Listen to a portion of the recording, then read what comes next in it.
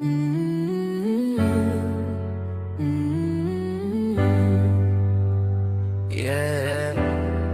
Hey. Unfiltered, no mask, no disguise. Real talk from the heart, straight truth in my eyes. From the pain to the pride, from the lows to the highs. This is Unfiltered with NILO, where the real ones rise. Yeah. Where the real ones rise. Yeah, yeah, yeah.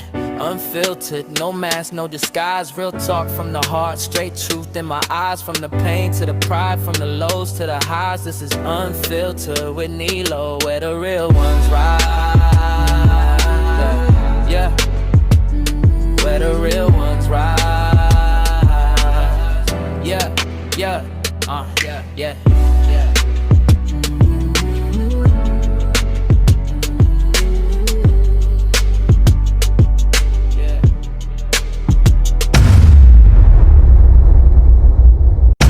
Hey guys, welcome back to another episode of Unfiltered with NILO. I'm your host NILO, and this week's episode is a bit different because the one sitting in the guest chair is me. I've spent a lot of time sharing other people's echoes, and this week I feel I need to share my truth. I'm a survivor of abuse, and I stood at death's door. I had to find my own way back, even when my family turned away. Today, I'm showing you how I chose myself, even when no one else would. My name is NILO, and this is my echo.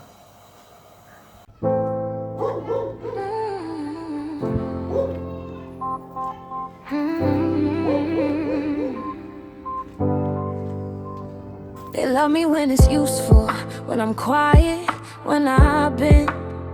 When I play the role they wrote and don't remind them who they've been. Smile for the picture, pour the drink, pretend it's fine. But behind closed doors I learned real early how they lie. My father raised his fist, not his voice, not his son. Watch my mother break and somehow they said he won.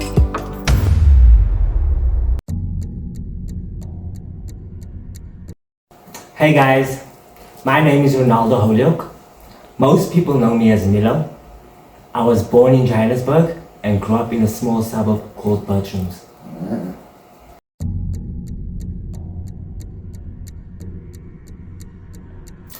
What's the most traumatic thing I've been through?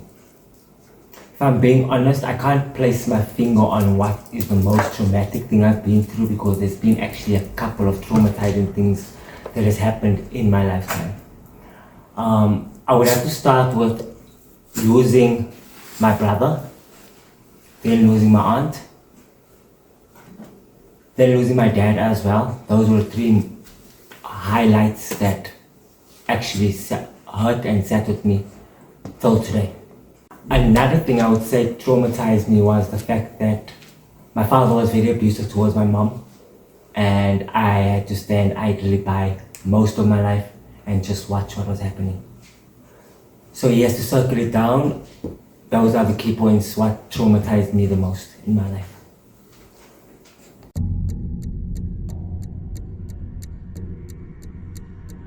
Who or what hurt me the most growing up?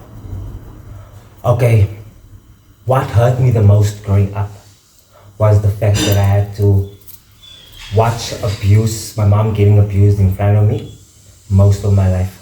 I had to sit and watch that. So that is what hurt me the most. Who hurt me the most growing up? I would have to say was my family. And when I say my family, I don't mean my mom, my dad, my brother, ... I mean the extended family. The aunts, the uncles, the cousins. They are the ones that hurt me the most. And the reason I say they hurt me the most is because we were young and my dad was abusing my mother and they did nothing to try and stop the situation. I mean, like, if my dad is beating my mom, to just sit there and be like, Peter, stop it, Peter, stop it. That's not stopping the situation because he's still beating him up. The way I saw it was, they gave him a trophy after he was done beating my mom up, in the instance of, Peter, stop, here's a beer. And rather give him a beer to drink, instead of telling him what you are doing is wrong. But that is what my family did, and I had to sit there and witness this. They did not intervene in situations like when social workers got involved and took us from my parents. And at the age of 5 was the first foster home I went to. And that was, from there, I went to the next foster home. And it was just jumping from foster home to foster home until my grandmother and my grandfather decided that, no, listen here, come and stay with us. And then things didn't turn out well there either, just to go back to another foster home. Then we eventually do go back to my parents' house for the same situation to be, things did not change, it was exactly the same thing. For the social workers to come and fetch us again and take us again. And family never got involved. That was why I say my family hurt me the most. You, as your family, are supposed to be the ones you depend on, the ones that's supposed to have your back. And my family did not have my back. Till today, I feel like my family will only have my back when they can benefit from me. Other than that, they don't care. They really don't care.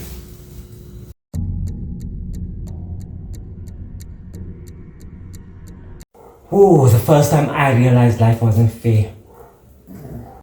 Like, if I have to mention one occasion or one thing that made me realize life wasn't fair, was there was one Christmas that my dad was beating my mom horribly in the house. And when the fights got to the stage where he passed out, he had this tendency where we would switch off all the lights and the whole house had to be in darkness. And this happened on a Christmas day. So me and my brother decided to go sit on the stairs and, just to avoid going into the house and having to deal with all of that. To find that I had family which stayed right around me and they were enjoying their Christmas and they couldn't come to us because we weren't, you can't say that they could not see us. They could see us sitting there on those stairs. But they did not come to us and be like, hey, listen here, cuz, come inside. Come and spend Christmas by us. You can see what's happening by your house. They didn't do that. Me and my brother sat on that stairs watching our family having the time of their lives while we had to take in that my mom is passed out there drunk. My dad is passed out there drunk. We don't have anything to eat. We've got no clothes to wear. Whilst our friends, our peers, have got new clothing, new toys, and we have nothing. That's when I realized life was not fair.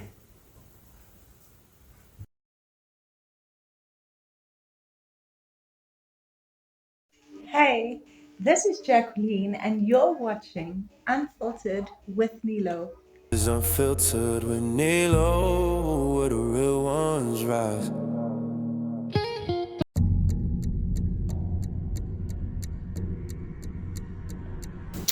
What's the one moment I wish I could relive? Or what's one moment I wish I could erase completely? Okay, the one moment I wish I could relive was back when I still had my brother around. I wish I could still relive those times me and him spent together. I mean, the naughty times, the good times, the bad times, all of them. I wish I could relive that. And I wish I could relive the last conversation I had with my Auntie Debbie. She was murdered. They still have not told us how or what happened. But I do remember my last conversation with her being that she wants to move to my other aunt, Auntie Hailey, and she would like to just pull her life together and whatnot. And that was the last conversation I had with her.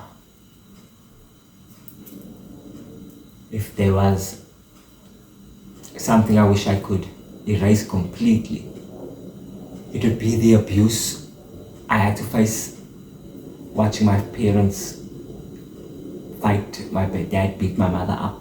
I mean, like, I've seen bricks go towards my mom's face, hitting her in the face. I've seen my dad smash my mom's face into our window where the window smashes, broken.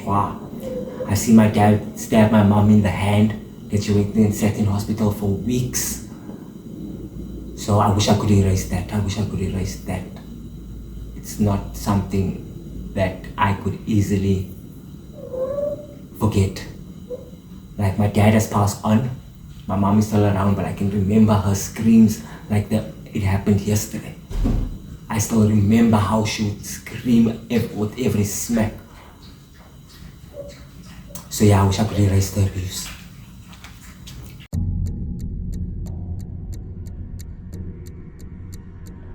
Something I'm healing from till today would be the abuse.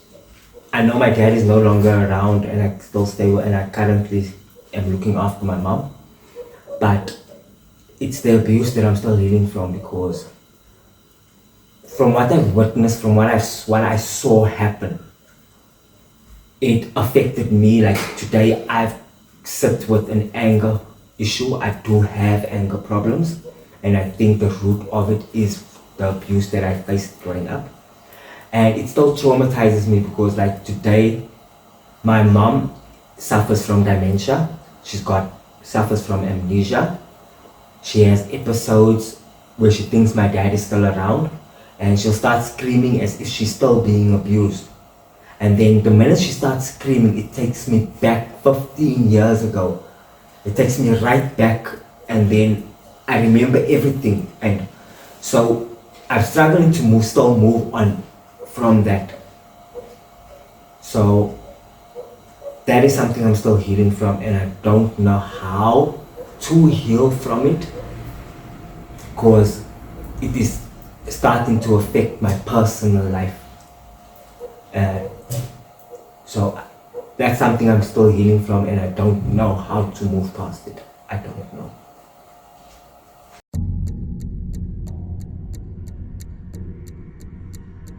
Okay, some people do know about it, some people don't.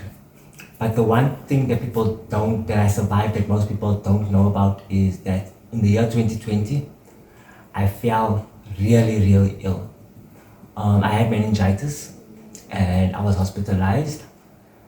But then when I got to hospital, they gave me the wrong medication that was not meant for me. This medication went and burned a hole through my liver. And then I was once again hospitalized. I was in hospital for at least 8-9 months, and till today I suffer from liver cirrhosis because of the medication that was given to me by I'm not going to mention the hospital's name, but by this hospital. And a lot of people told me I had to go and sue and whatnot, but I just didn't. I was just grateful to have another chance at life. So I started with a clean slate, and today I am healthy. I'm able to walk. When I fell so ill, I lost the use of my legs. I couldn't walk for at least 3 months. I was in a wheelchair, bedridden. And by God's grace, today I'm healthy. I'm walking, I'm running, I'm jumping, I'm singing, I'm dancing. So yeah, that's the one thing I can say about me that most people do not know about.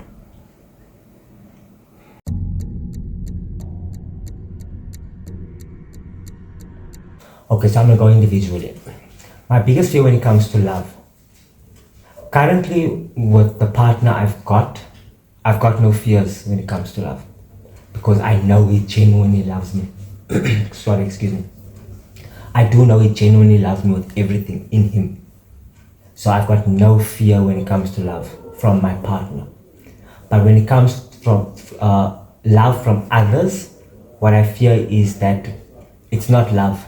It is they're using my love as something to benefit from. I fear my love is beneficial. That's why. When it comes to trust, I fear losing you, breaking my trust. Because when I trust with everything in me. So if you have to break my trust even one time, it's over. It's done. My fear when it comes to family is that my family love me when it is beneficial to them. That's when I feel if they don't need anything from me for a year, I won't get a message from them, I won't get contacted from them, they won't even bother to ask me how am I doing. But if they need as much as a breath of air, then they know where to find me. Then they can tell me how unconditionally they love me. So that is my fear when it comes to love and family. I want them to genuinely love me for who I am, not who they want me to be.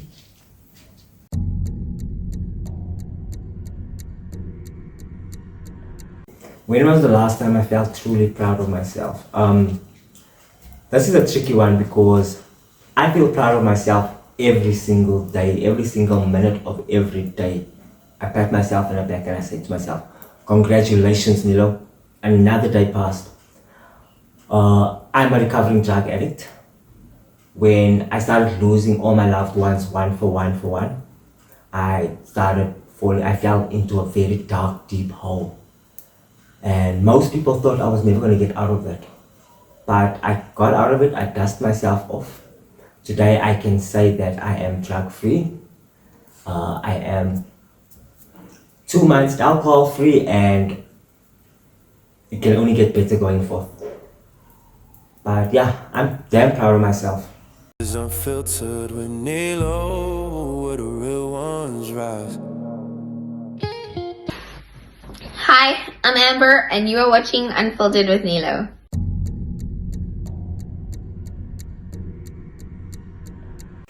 What part of my story do people misunderstand the most? This one is about interesting. People see me walk down the road, laughing, smiling. I got my music on, I got my tiling in the background, and then they're like, NILO don't have stress, NILO got no worries. People don't understand the fact that I do not want to look like my problems. That is the thing. That's what people misunderstand. I remember there was a time, I think I was in grade 5, and me and my brother were being naughty. And we bunked school. But then the principal caught us and he took us to school, and he was like, why are you bunking school? It was the first time I ever busted my dad. I'm not gonna lie. I told him, because we never slept last night. And he was like, why did you not sleep last night? So I was like, because my dad was beating my mom up until like 3 o'clock in the morning, and then he still wanted us to come to school this morning. We couldn't make it. And then the principal said to me, but Renaldo, you walk around these school grounds as if you are the happiest child. Like you've got no problems at home. Nobody knew that you are going through these things at home. Why did you not tell anybody? And then I was honest. I was like, because I was embarrassed. I was like really embarrassed with the fact that I come from an abusive household. That my dad abuses my mom. And when it got too much, the abuse fell onto us. My dad beat us up as well. I remember my dad has stabbed me in the hand. My dad has hit me with a buckle in my face, the buckle. He's hit me in my face full on. My nose started bleeding and I had a blue eye. So, yeah, people must understand the fact that I cover my pain with a smile. I just try and be joyful and I just try and be happy. Yeah, that's what people must understand.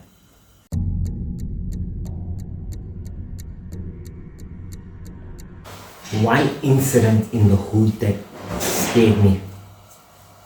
There was this one time when me, my mom, my dad, and my brother were sitting in the lounge, and then my brother went out, and not even 2 minutes later we heard this gunshots like quah, quah, quah. My dad ran out instantly because my brother literally just left the flat. When we got out, we found this Nigerian man, his name was Chris, laying on the stairs. He had been shot twice. And whoever shot him had already broke off, no one saw. But Chris was still laying on the stairs and we were still breathing. And then there was this white lady that used to stay down the road. They used to call her Tanilala. And she came and she was like trying to assist him, telling him that he needs to keep his eyes open and he needs to breathe. I told today I do not know what happened to Chris, if he died, if he survived. But that's one of the instances, or one incident that actually scared me. Another incident that happened was we woke up one Christmas morning and we stayed right across the park. So we could see the entire park from my flat. And this Christmas morning we woke up and I just saw everyone was in the streets. And then when I stood on the balcony and I looked toward the park, there was a dead body in the park. And on Christmas morning, nobody knows what happened. All we know is this person was stabbed. It was a female. And yeah, those were the two instances or incidents that I can mention. But there are many, many more. Like bodies found in JSK River.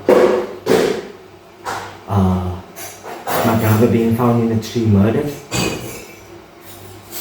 My aunt being murdered. My best friend's house burning down. Oh, there's like a lot of things that happen in the road that scared me, and I don't think we have enough time for me to touch on all of them. But yeah. Is unfiltered with NILO, where the real ones rise. So there you have it, guys. That was my echo and my inspiration to starting Unfiltered with NILO. And I hope you guys understand me a bit more now than what you did before. Thank you once again for watching. Don't forget to like, comment and subscribe. Tune in next week for another jam-packed, unfiltered, unapologetic episode of Unfiltered with NILO. See you guys there. Yes!